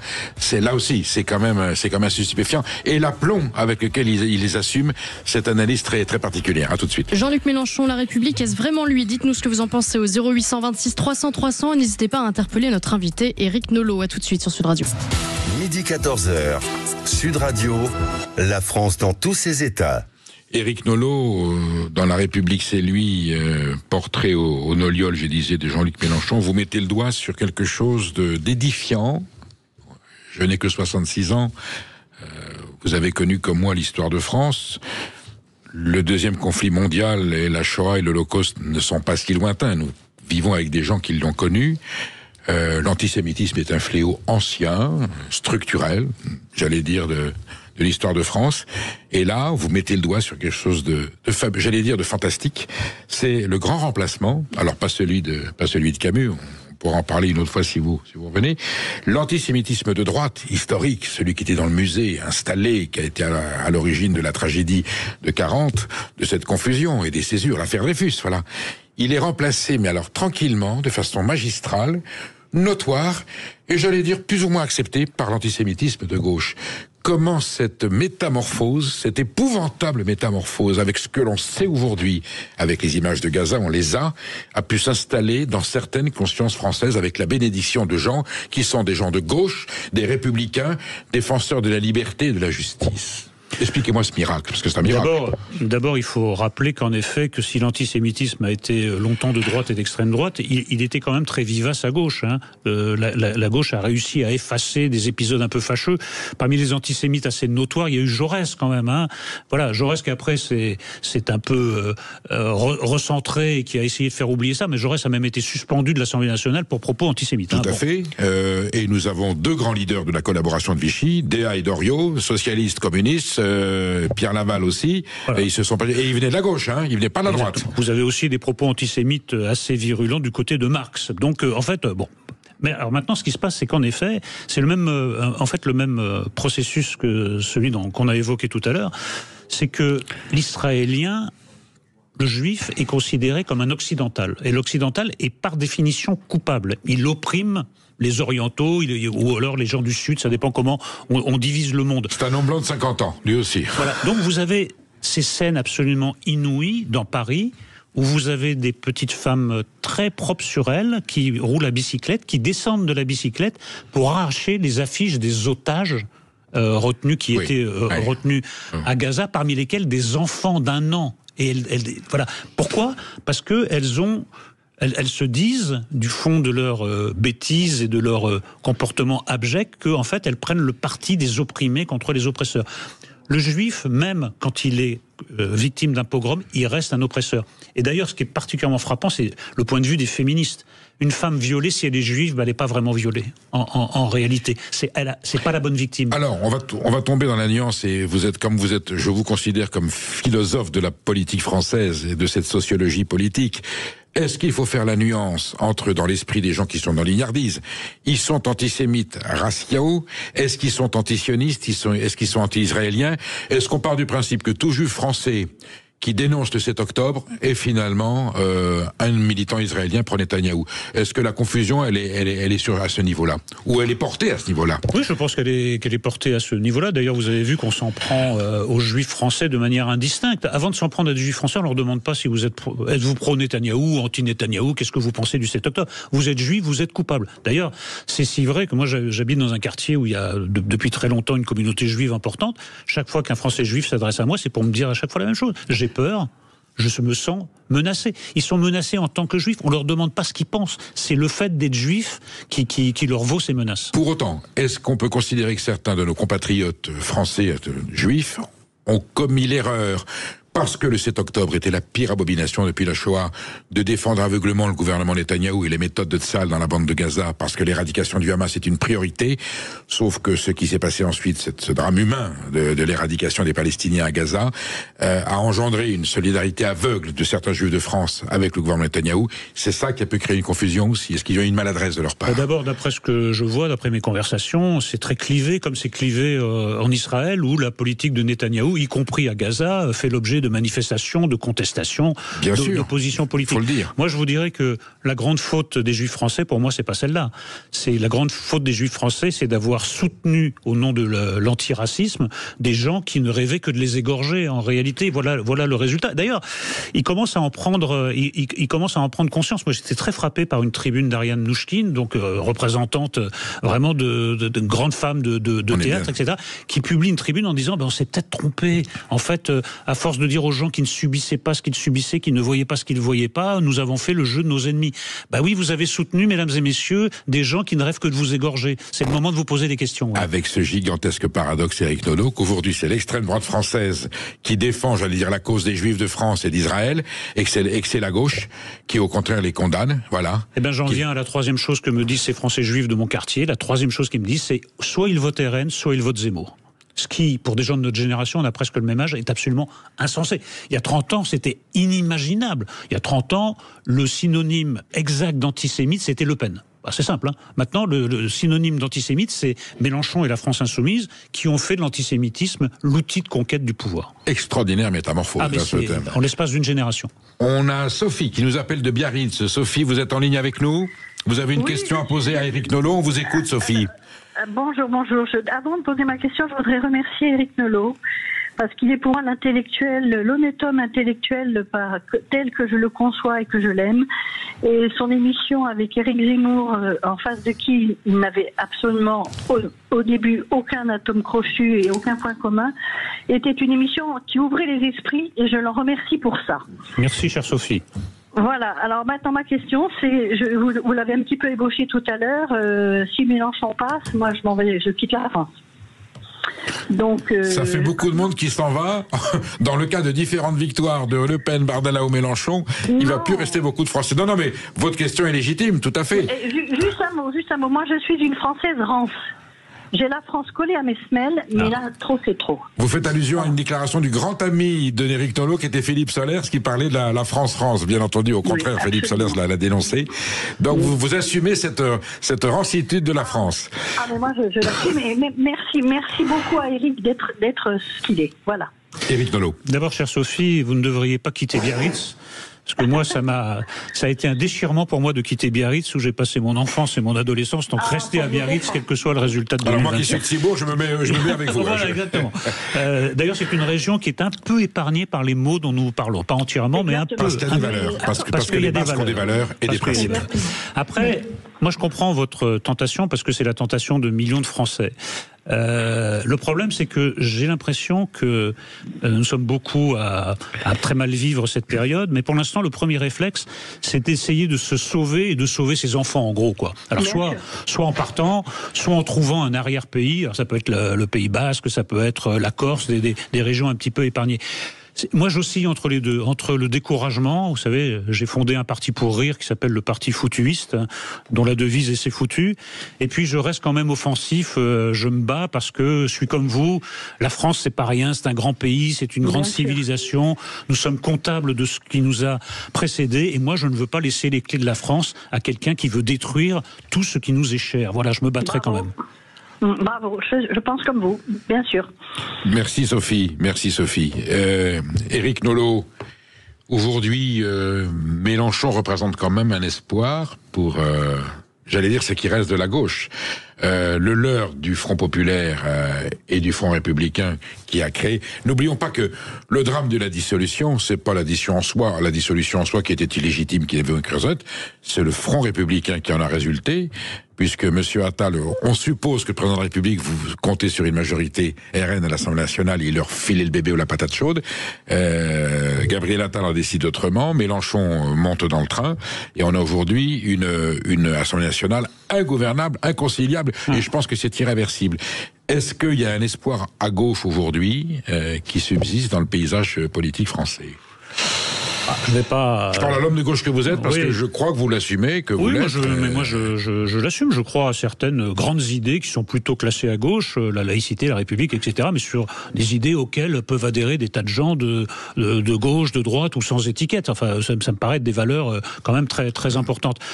Après, ce sera très long, parce que pour l'instant, la gauche que je représente, disons la gauche républicaine, elle est sous l'été noir. Après, il n'y a pas vraiment d'incarnation, c'est un peu ça notre problème. Moi, je crois plutôt à un réarmement intellectuel, spirituel et philosophique. Je me sens très proche de la pensée de Michel Onfray, par exemple. Je pense qu'il est en train de frayer une voie qui va permettre à des gens de gauche raisonnables, c'est-à-dire pas la gauche, comme je l'appelle, déraisonnables, on pourra peut-être leur damer le pion. Mais c'est un travail... Il a pris des risques, il a pris des coups pour ça. Beaucoup. Il a pris beaucoup de coups. Nous prenons tous beaucoup de coups parce que nous sommes qualifiés de fascistes, de sociotraites pour les plus aimables, mais de fascistes, maintenant fascistes un peu usés, maintenant nous sommes carrément des nazis. Oui, c'est pas reposant d'être un opposant de la France insoumise, mais écoutez, il n'y a pas d'autre solution. Il y a quelque chose de plus grand que nous qui s'appelle la France, ça vaut la peine. La France vaut la peine de prendre des coups. Donc vous n'attendez rien de Rima Hassan ni de Mathilde Panot, je pense que c'est même pas la peine. Si, j'attends le pire. Avec elle, le pire est toujours certain, donc... Nous passons de Biarritz à Bastia, on passe du Pays Basque aux rives de la Méditerranée, à Calisté, la belle Corse. C'est Chantal qui nous appelle de Bastia. Chantal, vous voulez poser une question à Éric Nolot? Bonjour Éric Nolot et... Bonjour madame. Voilà,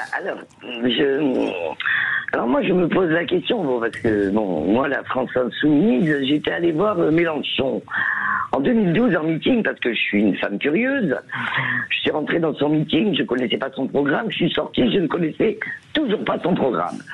Bon, donc j'ai compris, si c'est pour taper sur les uns et les autres et qu'on proposait rien, je me suis dit, tu parles bien, mais tu ne m'apportes rien. Ça, c'est un premier point. Deuxième point, j'ai vu comment ça a évolué. Je n'ai jamais voté pour Mélenchon, je risque encore moins de voter aujourd'hui pour lui. En revanche, parce que ce qui me déplaît surtout, c'est que la Palestine, il la connaît depuis le 7 octobre. Parce que moi, je n'ai jamais entendu Mélenchon parler de la Palestine avant. Après, je voudrais poser une question à M. Nolot.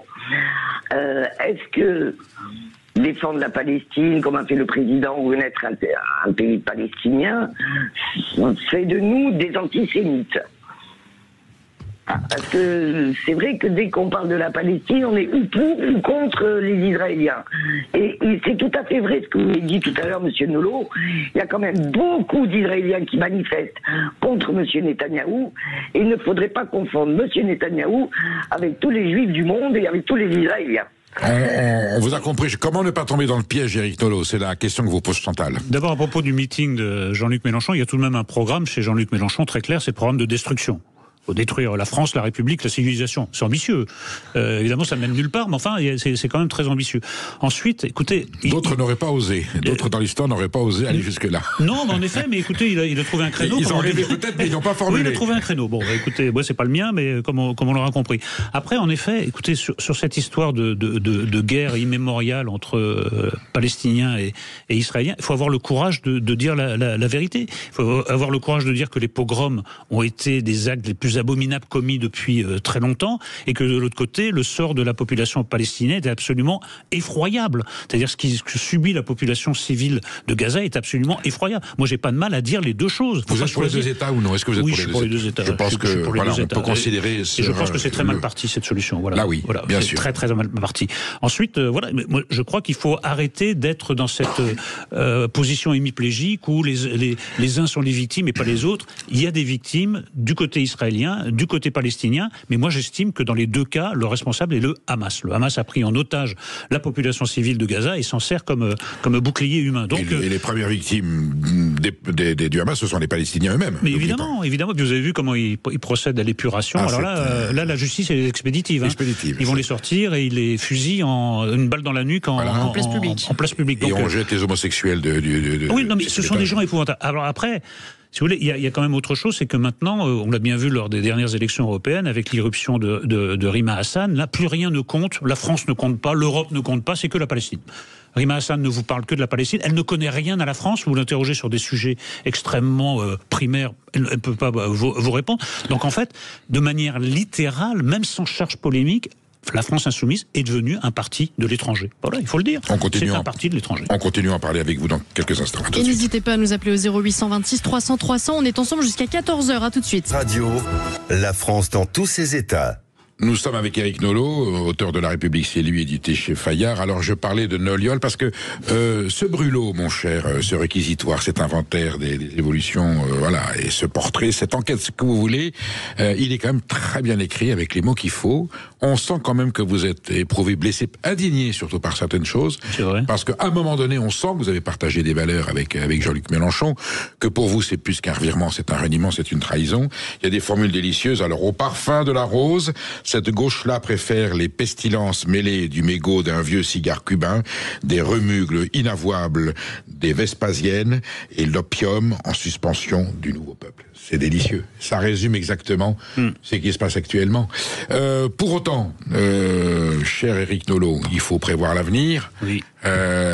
Exit Mélenchon, le Front populaire qui fut un rêve finalement qui était une tactique électoraliste pour sauver des sièges. Et les Français ont été choqués parce que quand on fait un pacte électoral, ensuite on a un pacte de gouvernance. On a vu que c'était juste on range les couteaux pour dégager le RN, mais on les ressort tout de suite pour s'étrangler des minutes après. Les options qui se présentent aujourd'hui à la République française, à la société française dans le paysage actuel, il n'est pas brillant, il est difficile.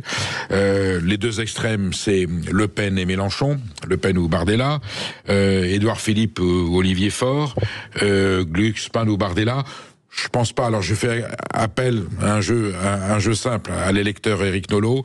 C'est un choix qui vous inspire pas du tout. Le Pen ni Mélenchon. Qu'est-ce que vous faites? Vous allez à la pêche, vous votez pas? Est-ce que malgré tout, faut se prononcer? Moi, ce que j'attends. Vous n'êtes pas obligé de répondre, citoyen Nolot. Moi, ce que j'attends, c'est que quelqu'un place la France au-dessus de toute autre considération. C'est-à-dire que là, vous avez bien résumé la gamelle, bon, etc. Bon. J'en ai gardé une en réserve pour vous. Oui, je me doute. Vous allez peut-être me doute un peu. Je vois venir ça. Venir ça d'assez loin. Répondez d'abord aux trois options. Le Pen, Mélenchon, Édouard Philippe, Olivier Faure, Glucksmann, Bardella. Est-ce qu'il y a des 3-4 figures où vous allez à la pêche, où vous allez manger de choucroute?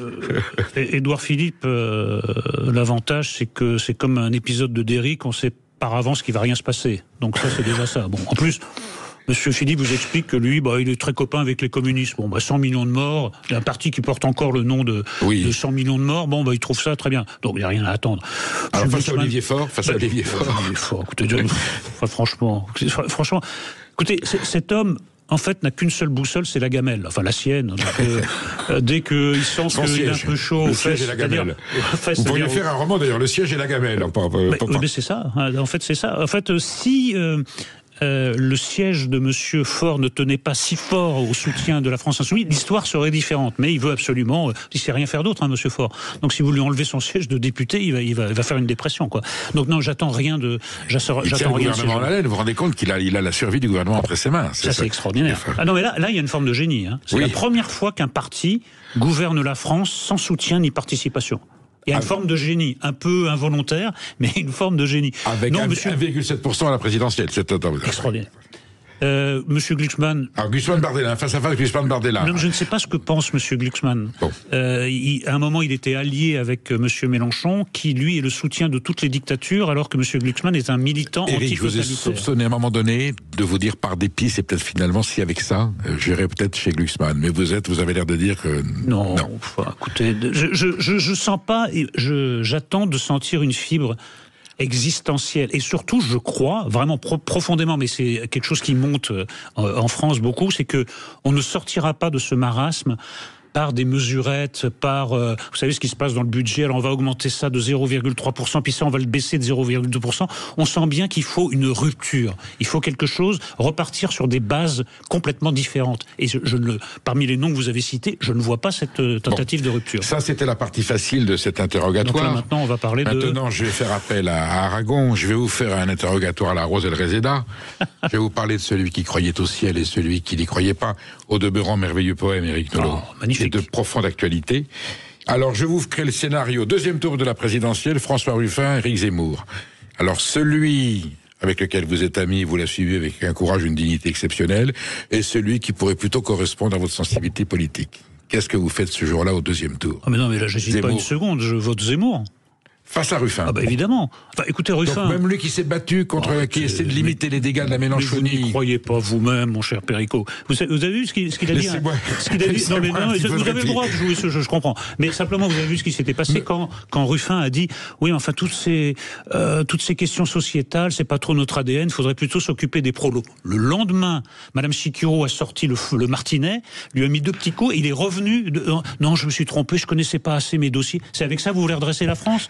Enfin, vous êtes en train, Éric Nolot, pauvre Jean-Paul Sartre qui est dans sa tombe en train de faire le ventilateur, vous êtes en train de désespérer Billancourt, vous ne me laissez plus aucune option. Non. Et donc votre seule possibilité, c'est de voter Éric Zemmour. Contre Ruffin, oui, je vote Zemmour. Oui, contre Ruffin.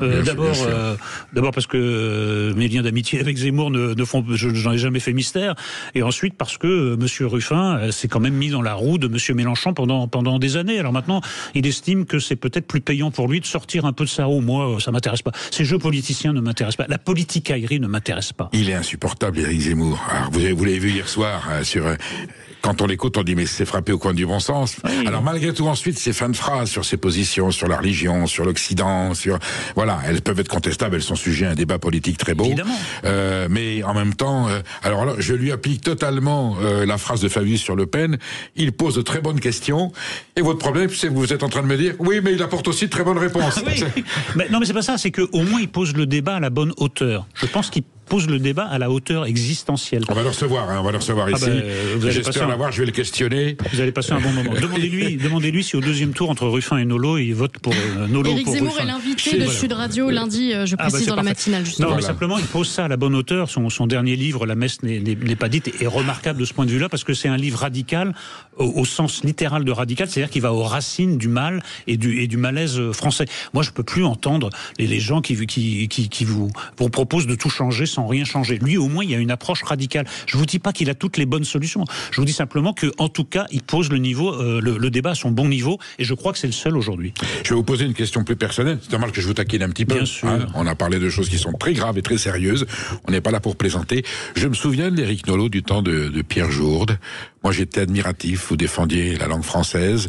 Vous renvoyiez dos à dos les Solers et puis bon, ces intellectuels. Qu'est devenu cet Éric Nolot? Je vous sens éprouvé aujourd'hui.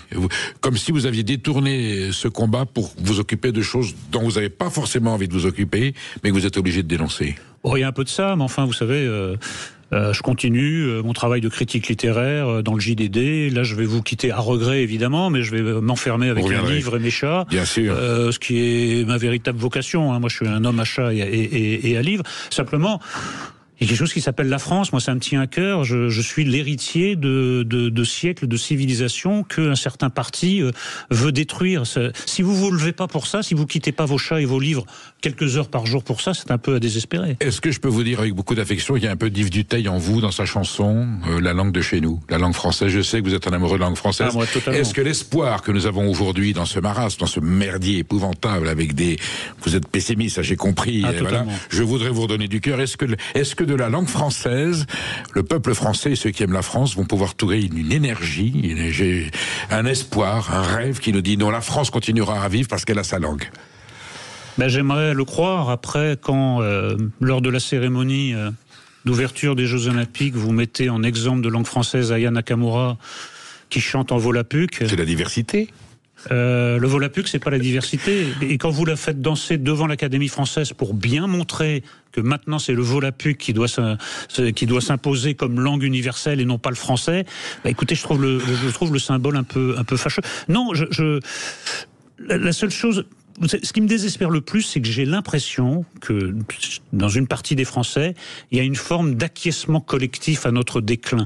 C'est-à-dire, on voit une langue admirable être maltraitée, on voit un pays admirable, ce qui ne veut pas dire irréprochable, il y a des zones d'ombre évidemment, être maltraité, et je pense que nous ne le défendons pas à la hauteur de la perte que ça représente. Alors, Éric Nolot, nous allons prendre le maquis ensemble. Ça serait quoi aujourd'hui, prendre le maquis pour sauver la République ?